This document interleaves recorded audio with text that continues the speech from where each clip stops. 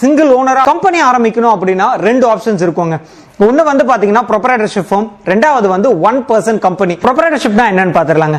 Proprietorship form அப்படின்றது என்னன்னா single owner, அந்த ஒரே ஒரு ஓனர் தன்னுடைய முதலீடை போட்டு இந்த பிசினஸ் ஆரம்பிக்கிறாரு. சோ இதுதான் நம்ம வந்து ப்ரொப்ரைட்டர்ஷிப் ஃபார்ம் அப்படின்னு சொல்றோங்க. சிங்கிள் ஓனர் அவர் தான் இந்த பிசினஸுக்கு என்டையர் ரெஸ்பான்சிபிலிட்டி, அதுல வரக்கூடிய லாபத்துக்கும் இவர் தான் பொறுப்பு, நஷ்டத்துக்கும் இவர் தான் பொறுப்பு. சோ இதுதாங்க நம்ம வந்து ப்ரொப்ரைட்டர்ஷிப் ஃபார்ம் அப்படின்னு சொல்றோம். இதுக்குன்னு ஸ்பெசிபிக்கா ரெஜிஸ்ட்ரேஷன் ப்ரொசீஜர் எதுவுமே கிடையாதுங்க. இதுக்குன்னு எந்தவித சட்டங்களும் கிடையாது. ஒரு ப்ரொப்ரைட்டர்ஷிப்பை கவர்ன் பண்ற ஆக்ட் எதுவுமே கிடையாது. இந்த ப்ரொப்ரைட்டர்ஷிப் டைப் ஆஃப் பிசினஸ்க்கு பான் கார்டு அப்படின்றதே கிடையாதுங்க.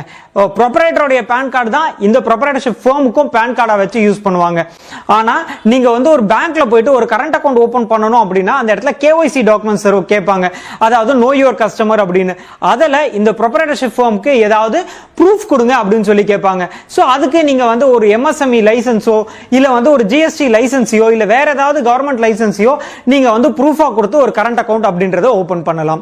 இந்த ப்ரொப்ரைட்டர்ஷிப் ஃபார்ம் யாருக்கெல்லாம் சூட்டபிளா இருக்கும் அப்படின்னு கேட்டீங்கன்னா, இப்பதான் நீங்க புதுசா பிசினஸ் ஆரம்பிக்க போறீங்க, சின்ன லெவல்ல பிசினஸ் ஆரம்பிக்கிறீங்க, இல்ல பிசினஸ் பத்தி உங்களுக்கு எதுவும் பெருசா தெரியாது, ஆனா நான் பிசினஸ் பண்றதுக்கு முன் வந்திருக்கேன், இல்ல லாபம் வருமா நஷ்டம் வருமா எனக்கு தெரியாது, சின்ன லெவல்ல தான் நான் பண்ண போறேன், பிசினஸ்ல எனக்கு பெருசா எக்ஸ்பீரியன்ஸ் இல்ல அப்படின்ற ஒரு சிச்சுவேஷன்ல இருந்தீங்கன்னா உங்களுக்கு இந்த ப்ரொப்ரைட்டர்ஷிப் ஃபார்ம் அப்படின்றது ஆரம்ப காலகட்டத்தில் ரொம்பவே சூட்டபிளா இருக்கும். இந்த ப்ரொப்ரைட்டர்ஷிப் ஃபார்ம்ல இருக்கக்கூடிய பெனிஃபிட்ஸ், ப்ரொப்ரைட்டர்ஷிப் ஃபார்முக்கு அப்படின்னு பாத்தீங்கன்னா நிறைய பெனிஃபிட்ஸ் இருக்குங்க. முக்கியமா வந்து பாத்தீங்கன்னா டாக்ஸ் பெனிஃபிட்ஸ். நீங்க ஒரு இண்டிவிஜுவலா ஒரு சாலரிடா இருக்கும்போது உங்களுக்கு வந்து டாக்ஸ் பெனிஃபிட்ஸ் இருக்கும். அதாவது முதல் 2.5 லட்சம் ரூபாய் நீங்க வரைக்கும் எந்த விதமான டாக்ஸும் பே பண்ண தேவையில்லை. உங்களோட வருமானம் அப்படின்றது கிட்டத்தட்ட 5 லட்சம் ரூபாய் வரைக்கும் போகுது அப்படின்றப்ப நீங்க வந்து 10% டாக்ஸ் கட்டியிருப்பீங்க. 5 லட்சம் ரூபாயில இருந்து 10 லட்சம் ரூபாய் வரைக்கும் உங்களுடைய வருமானம் போகுது அப்படின்றப்ப நீங்க வந்து 20% டாக்ஸ் கட்டியிருப்பீங்க. 10 லட்சம் ரூபாய்க்கு மேல போகுது அப்படின்னா 30% டாக்ஸ் கட்ட வேண்டியிருக்கும். சோ இதே மாதிரி தான் ஒரு ப்ரொப்ரைட்டர்ஷிப் ஃபார்ம்லயும் உங்களுடைய ப்ராஃபிட் அப்படின்றது 5 லட்சம் ரூபாய் வரைக்கும் இருக்கு, 2.5 லட்சம் ரூபாயில இருந்து 5 லட்சம் ரூபாய் வரைக்கும் இருக்கு அப்படின்னா நீங்க வந்து 10% பே பண்ணுவீங்க. 10 லட்சம் ரூபாய் வரைக்கும் போகுது அப்படின்னா நீங்க 20% டாக்ஸ் பே பண்ண வேண்டியிருக்கும். 10 லட்சம் ரூபாய்க்கு மேல உங்களுடைய லாபம் அப்படின்றது போகுது அப்படின்றப்ப நீங்க வந்து 30% அப்படின்னு டாக்ஸ் பே பண்ண வேண்டியிருக்கும். சோ இந்த மாதிரி டாக்ஸ்ல ஸ்லாப்ஸ் இருக்கு, அது ஒரு முக்கியமான அட்வான்டேஜ். ரெண்டாவது வந்து பாத்தீங்கன்னா ஈஸி டு ஆபரேட். அதாவது இந்த ப்ரொப்ரைட்டர்ஷிப் ஃபார்முக்கு அப்படின்னு எந்த விதமான லீகல் கம்ப்ளைன்சஸும் எதுவுமே கிடையாதுங்க. சோ அதனால இந்த ப்ரொப்ரைட்டர்ஷிப் ஃபார்மை நீங்க ஈஸியா ஆபரேட் பண்ண முடியும். அண்ட் மூணாவது வந்து பாத்தீங்கன்னா டிசிஷன் மேக்கிங். சோ இதுல நீங்க மட்டும் தான் ஓனர். சோ யார்கிட்டயும் நீங்க போயிட்டு இந்த முடிவை நான் எடுக்கலாமா வேண்டாமா அப்படின்ற மாதிரி அவங்களை கன்வின்ஸ் பண்ண வேண்டிய அவசியம் இருக்காது. சோ எது உங்களுக்கு சரியான முடிவு அப்படின்னு நினைக்கிறீங்களோ அதை ரொம்ப ஈஸியா நீங்க வந்து டிசைட் பண்ண முடியும். சோ இது இன்னொரு அட்வான்டேஜ். இந்த ப்ரொப்ரைட்டர்ஷிப் ஃபார்ம்ல எந்த அளவுக்கு அட்வான்டேஜஸ் இருக்கோ அதை விட அதிகமா டிஸ்அட்வான்டேஜஸும் இருக்குங்க. முக்கியமா வந்து பாத்தீங்கன்னா இந்த ப்ரொப்ரைட்டர்ஷிப் அப்படின்றது suitable only for small businesses. அதாவது நீங்க உங்களுடைய பிசினஸ் ரொம்ப சின்ன லெவல்ல பண்ணும்போது இது உங்களுக்கு சூட்டபிளா இருக்கும். பட் கொஞ்சம் பெருசா வளர்றதுக்கு இது சூட்டபிளா இருக்காதுங்க. முக்கியமா இதுல நீங்க வந்து இன்வெஸ்டர்ஸ் அப்படின்றவங்கள கூட்டு வர முடியாது. நீங்க உங்களோட பிசினஸ் கொஞ்சம் சக்சஸ்ஃபுல்லா போகுது, இதை எக்ஸ்பேண்ட் பண்ணணும்னு நினைக்கிறீங்க, அதுக்கு ஃபண்ட் வேணும், இன்வெஸ்டர்ஸ் வேணும் அப்படின்னும் போது இன்வெஸ்டர்ஸ் ப்ரொப்ரைட்டர்ஷிப் ஃபார்ம்ல இன்வெஸ்ட் பண்ண மாட்டாங்க. அதே மாதிரி டாக்ஸ்ல நிறைய வந்து எக்ஸ்பென்சஸ் நீங்க காமிக்க முடியாது. அதாவது நீங்க வந்து ஒரு வெஹிக்கிள் வாங்குறீங்க, கம்பெனியோட செலவுக்காக கம்பெனியோட பர்பஸ்க்காகவே இருந்தாலும் நீங்க அதை வந்து கம்பெனியோட எக்ஸ்பென்சஸ்ல நீங்க காமிக்க முடியாது. அதுவே ஒரு பிரைவேட் லிமிடெட் கம்பெனியோ 1% கம்பெனியோ இருந்தால் அதை வந்து கம்பெனியோட பர்பஸ்க்கு வாங்கக்கூடிய வெஹிக்கிள்ஸை கூட நீங்க வந்து டாக்ஸ் எக்ஸம்ஷன்ல நீங்க கொண்டு வர முடியும். சோ இந்த மாதிரி நிறைய டிஸ்அட்வான்டேஜஸ் ப்ரொப்ரைட்டர்ஷிப் ஃபார்ம்ல இருக்குங்க. அடுத்து 1% கம்பெனி, இதை சுருக்கமா OPC அப்படின்னு சொல்லுவாங்க. நிறைய டைப்ஸ் ஆஃப் பிசினஸ் என்டிட்டிஸ் இருக்கு இல்லீங்களா? Proprietorship firm, partnership firm, private limited, public limited. So இந்த மாதிரி பிசினஸ் என்டிட்டிஸ்ல ரீசெண்டா உருவாக்கப்பட்ட ஒரு பிசினஸ் என்டிட்டி தான் இந்த 1% கம்பெனி இல்ல OPC அப்படின்னு சொல்லுவோம். இது வந்து பாத்தீங்கன்னா 2013ல இந்தியன் கம்பெனிஸ் ஆக்ட்ல திருத்தம் கொண்டு வரும்போது இந்த டைப் ஆஃப் என்டிட்டியை இன்ட்ரோடியூஸ் பண்ணிருந்தாங்க. இந்த OPC அப்படின்றது எதுக்காக இன்ட்ரோடியூஸ் பண்ணிருந்தாங்க அப்படின்னு பாத்தீங்கன்னா, பொதுவா பிரைவேட் லிமிடெட் கம்பெனி அப்படின்றது ஃபார்ம் பண்றதுக்கு நம்மளுக்கு மினிமம் 2 பேர் வேணும். அதாவது 2 டைரக்டர்ஸ் 2 ஷேர் ஹோல்டர்ஸ் தேவைப்படுவாங்க. ஆனா இந்த ப்ரொப்ரைட்டர் அப்படின்றதுல இருந்து பிரைவேட் லிமிடெட் கம்பெனியா கன்வெர்ட் ஆகும்போது அந்த இடத்துல 1% தான் இருப்பாரு. சோ இந்த ப்ரொப்ரைட்டர் வந்து தனியா ஒரு பிரைவேட் லிமிடெட் அப்படின்றத ஆரம்பிக்கும் போது டம்மியா யாராவது ஒரு ஷேர் ஹோல்டரை உள்ள சேர்த்துப்பாரு. அதாவது அவங்க அம்மாவியோ அப்பாவியோ மனைவியோ இல்ல பசங்க ஃப்ரெண்ட்ஸ் அந்த மாதிரி யாராவது ஒருத்தரை டம்மியா ஒரு டைரக்டராகவும் ஷேர் ஹோல்டராகவும் உள்ள கொண்டு வருவாரு. சோ அந்த டிஃபிகல்ட்டியை தவிர்க்கிறதுக்காகவும் இந்த ப்ரொப்ரைட்டர்ஷிப் ஃபார்ம்ல இருந்து அதை விட்டுட்டு ஒரு பிரைவேட் லிமிடெட் ஃபார்ம் ஆரம்பிக்கணும் அப்படின்னு முன்வரவங்களுக்கு இந்த OPC அப்படின்றது ரொம்பவே சூட்டபிள் சூட்டபிளா இருக்கும். ஏன்னா இந்த 1% கம்பெனியில் இந்த ஓபிசி அப்படின்றத உருவாக்குறதுக்கும் ஜஸ்ட் ஒரே ஒரு டைரக்டர் ஒரே ஒரு ஷேர் ஹோல்டர் இருந்தாலே போறோம். அதை வச்சே நம்ம வந்து ஆரம்பிச்சிடலாம். கூட வந்து ஒரு நாமினி அப்படின்றத எப்படி நம்ம அந்த பேங்க்ல எல்லாம் நாமினி அப்படின்றது கொடுக்குறோம் இல்லையா, அதே மாதிரி இந்த பிசினஸ்க்கும் யாராவது ஒருத்தர நாமினி அப்படின்றத மட்டும் கொடுக்க வேண்டி இருக்குங்க. சோ இதுதான் 1% கம்பெனி அப்படின்றது. சோ இத வந்து இதோட கவர்னிங் ஆக்ட் எது அப்படின்னு பாத்தீங்கன்னா இந்தியன் கம்பெனிஸ் ஆக்ட். இது எங்க ரெஜிஸ்டர் பண்றது அப்படின்னு கேட்டீங்கன்னா ரிஜிஸ்டர் ஆஃப் கம்பெனிஸ் முன்னாடி இதை வந்து ரெஜிஸ்டர் பண்ண வேண்டி இருக்கும்.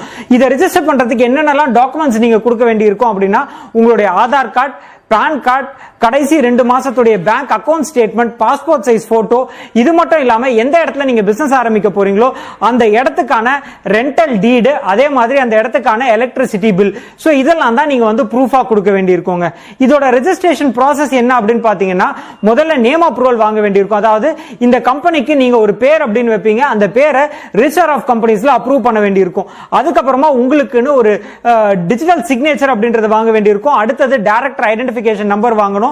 அண்ட் அடுத்தது வந்து பாத்தீங்கன்னா இதுக்கான டாக்குமெண்ட்ஸ் எல்லாத்தையும் சப்மிட் பண்ணி நம்ம வந்து ரெஜிஸ்ட்ரேஷன் சர்டிபிகேட் அப்படின்றத வாங்கிடலாங்க. சோ இதுதான் இந்த கம்பெனியை உருவாக்குறதுக்கான ப்ரொசீஜர், இதுக்கு தேவையான டாக்குமெண்ட்ஸ். அடுத்து இந்த 1% கம்பெனில என்னென்னலாம் அட்வான்டேஜஸ் இருக்கு அப்படின்றத வந்து இந்த 1% கம்பெனிக்கும் ப்ரொப்ரைட்டர்ஷிப் ஃபார்முக்கும் இருக்கக்கூடிய டிஃபரன்ஸை பேஸ் பண்ணியே பார்த்துடலாங்க. முதல்ல வந்து பாத்தீங்கன்னா லிமிடெட் லயபிலிட்டி, இதுதாங்க முக்கியமான வித்தியாசம். ஒரு ப்ரொப்ரைட்டர்ஷிப் ஃபார்ம் அப்படின்றது வந்து பாத்தீங்கன்னா அன்லிமிட்டெட் லயபிலிட்டி. லயபிலிட்டி அப்படின்றத நம்ம வந்து பொறுப்பு இல்ல கடன் சுமை அப்படின்னு நம்ம சொல்லலாம். ஒரு உதாரணத்தோடவே பார்த்துடலாமே. நீங்க வந்து ஒரு ப்ரொப்ரைட்டர்ஷிப் ஃபார்மா இருக்கீங்க, ஏதோ ஒரு பிசினஸ் பண்ணிட்டு இருக்கீங்க, அந்த பிசினஸ்ல ஏதோ ஒரு நெக்லிஜென்ஸ்னாலயோ இல்ல உங்களுடைய தவறுனாலயோ நீங்க வந்து ஒரு பெரிய இழப்பு ஏற்பட்டுடுது அந்த பிசினஸ்க்கு. சோ அந்த டைம்ல நீங்க என்ன பண்ணணும் அப்படின்னு பாத்தீங்கன்னா அந்த இழப்புக்கு நீங்க தான் ஈடு கட்ட வேண்டி இருக்கும். அதாவது யாருக்கு இழப்பு ஏற்பட்டுச்சோ அவங்க வந்து கோர்ட்ல ஒரு கேஸ் ஒன்னு போடுறாங்க, உங்க மேல வந்து ஒரு 50 லட்சம் ரூபாய் வந்து இழப்பீடு கேட்கறாங்க. கோர்ட்டும் அந்த வந்து இழப்பீடு உத்தரவு போட்டுட்டு நீங்க கொடுத்துதான் ஆகணும் அப்படின்னு. ஆனா உங்க பிசினஸ்ல வெறும் வந்து 10 லட்சம் ரூபாய் தான் அசட்ஸ் இருக்கு அப்படின்ற பட்சத்துல அந்த 10 லட்சம் ரூபாய் நீங்க கொடுக்கணும். அதுக்கு மேல மீதி இருக்கக்கூடிய தொகையை உங்களுடைய சொந்த சொத்துல இருந்து நீங்க வித்து இல்ல உங்களுடைய ஓன் சேவிங்ஸ்ல இருந்தோ எடுத்து நீங்க கொடுக்க வேண்டி இருக்கும்.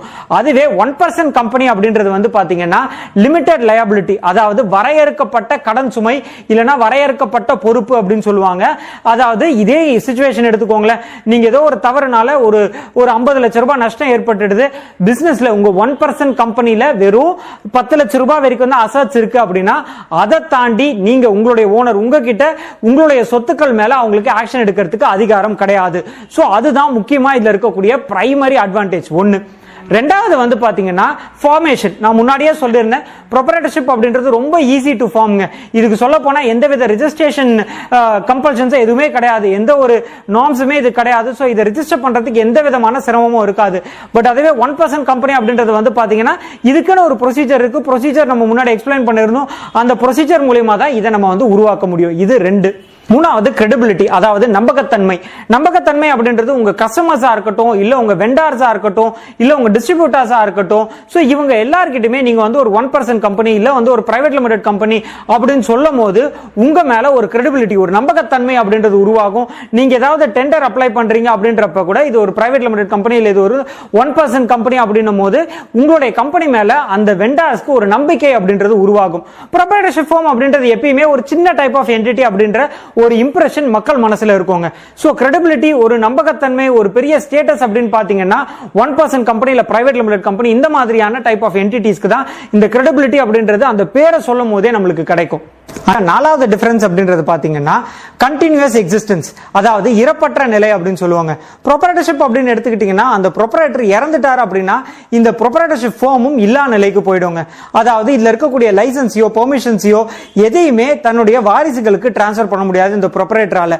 ஏன்னா அத்தனையுமே இந்த ப்ரொப்ரைட்டருடைய பான் கார்டை பேஸ் பண்ணி எடுத்திருக்கிறதுனால இந்த ப்ரொப்ரைட்டர் அப்படின்றது இறந்துட்டாரு அப்படின்ற பட்சத்துல இந்த கம்பெனி இந்த ப்ரொப்ரைட்டர்ஷிப் ஃபார்ம் அப்படின்றது அப்படியே அவருடைய வாரிசுகளுக்கு போயிடாது. அதன் மூலமா கிரியேட் பண்ண அசட்ஸை வேணா அந்த வாரிசுகள் எடுத்துக்க முடியுமே தவிர அப்படியே இந்த ப்ரொப்ரைட்டர்ஷிப் ஃபார்ம் இதோடைய லைசன்ஸ் அத்தனையும் அவங்களுடைய வாரிசுகள் எடுத்துக்க முடியாதுங்க. அதுவே 1% கம்பெனி அப்படின்னு பாத்தீங்கன்னா கண்டினியூஸ் எக்ஸிஸ்டன்ஸ், அதாவது இந்த 1% கம்பெனில இருக்கக்கூடிய இந்த டைரக்டரோ ஷேர் ஹோல்டரோ இறந்துட்டாரு அப்படின்ற பட்சத்துல கூட அந்த நாமினி அப்படின்றவங்க ஸ்டெப் இன் பண்ணி அவங்க வந்து இந்த கம்பெனியை டேக் ஓவர் பண்ணி நடத்த முடியும். பட் அதுவே இந்த ப்ரொப்ரைட்டர்ஷிப் ஃபார்ம்ல அந்த மாதிரி பண்ண முடியாது. சோ இதெல்லாம் தான் ஒரு ப்ரொப்ரைட்டர்ஷிப் ஃபார்முக்கும் 1% கம்பெனிக்கும் இடையில இருக்கக்கூடிய மேஜர் டிஃபரன்சஸ்.